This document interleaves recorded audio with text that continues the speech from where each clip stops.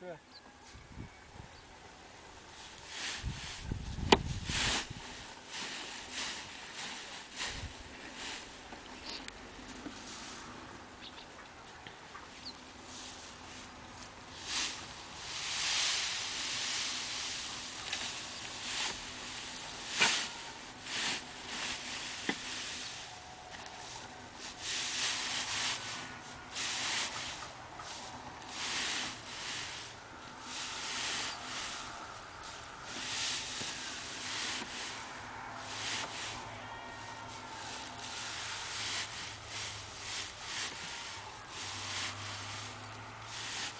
Все, Маш, я больше не буду.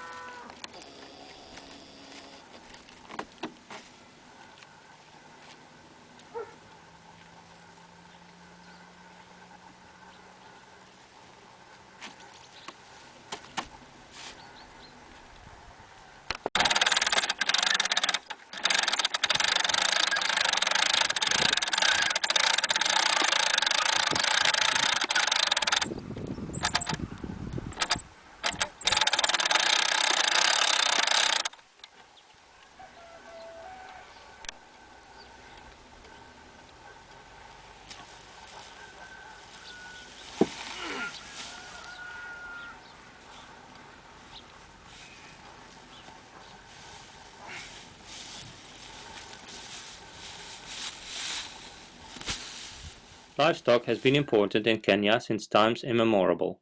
The traditional way is to graze animals on natural vegetation. Livestock includes cows, goats and sheep, as well as rabbits. Recently, the dairy industry has grown in the highlands of East Africa. The cows may be grazed outside and milked in a parlor. Zero grazing is a new system of dairy cow management. In zero grazing, the cows are kept and fed on stalls. Zero grazing helps control feed quality and increases milk production. Collected manure can help improve soil quality. Zero grazing necessitates provisions for feeding cows in the dry season. During the rainy seasons, plenty of grass is available. Natural or improved stands can be harvested, dried, and stored as hay. In December of 2011, Penn State provided a haymaking workshop for youth from the Children and Youth Empowerment Center in Nyeri. We found a promising design for a manual hay baler that we wanted to evaluate. Other manual baler designs include a box in which hay is packed by trampling, and a steel box with a lever and plunger to compact the hay. Our design is a continuous feed model made of wood to keep it light and affordable. A plunger pushes the hay into the compression chamber. The plunger shown here on its side is reinforced with metal braces and has guides which keep it from moving up and down. This is another view of the plunger guide. The plunger face was made of 2x4s, connected using nails with the head cut off. On the backside of the plunger, a pivot rod for the lever is held in place by hardwood blocks. The compound fulcrum is connected to the lever about 1/3 from the bottom with a pivot rod. The baler has 4 dogs on the sides to keep hay from springing back when retracting the plunger. Dogs are installed in sideboards. The dogs are bolted through the sideboard and held by a compression spring. The dogs are pushed out when the plunger pushes hay into the compression chamber. Once past the hay, the dogs keep the hay from springing back when the plunger is retracted. An infeed roller pushes the hay down into the chamber to avoid jamming the plunger.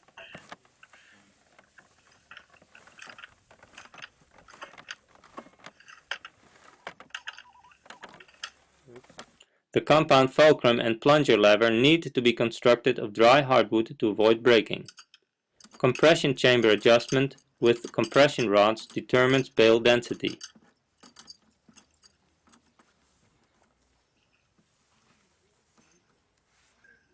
The plunger needs to be sturdy because it exerts great pressure at the end of its stroke.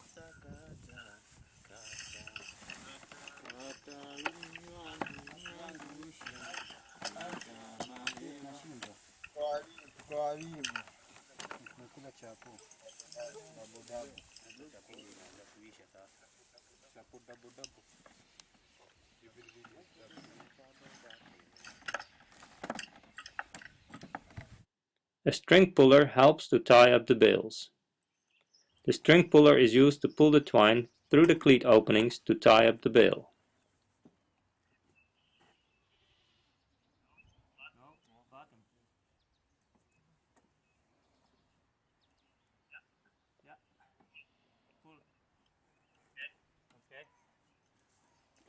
Flakes of hay are fed and pushed into the compression chamber by the plunger.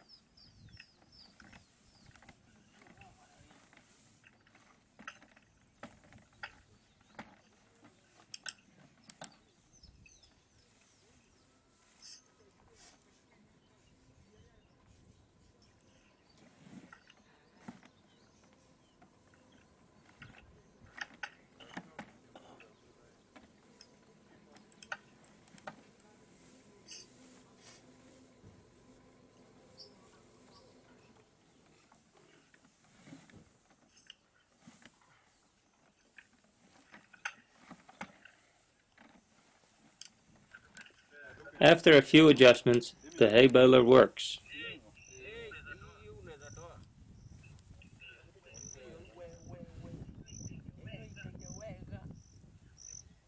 Dense hay balers were made weighing 70 kg and more.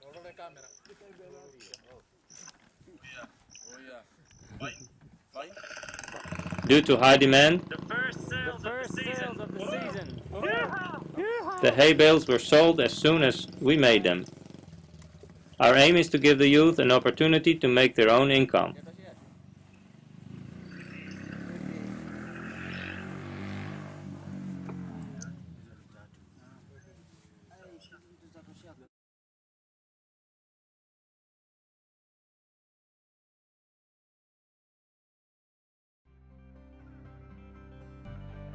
Caring for God's Acre is a non-religious charity which promotes the care of churchyards and burial sites.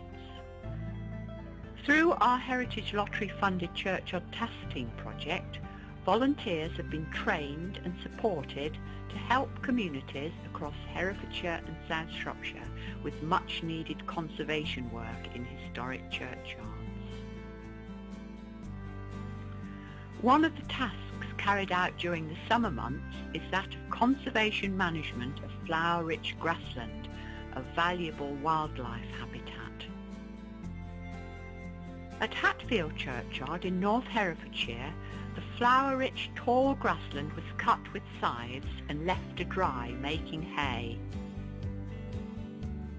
So, how is the hay collected and what can be done with it?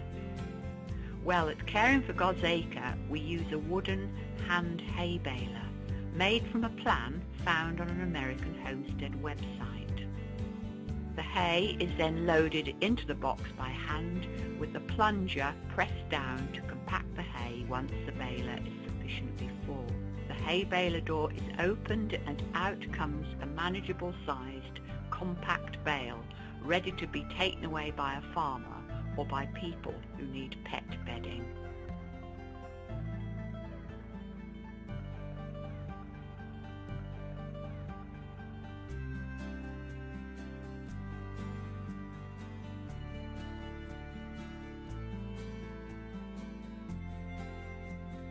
We recommend this environmentally friendly and simple method of dealing with tall summer grassland in churchyards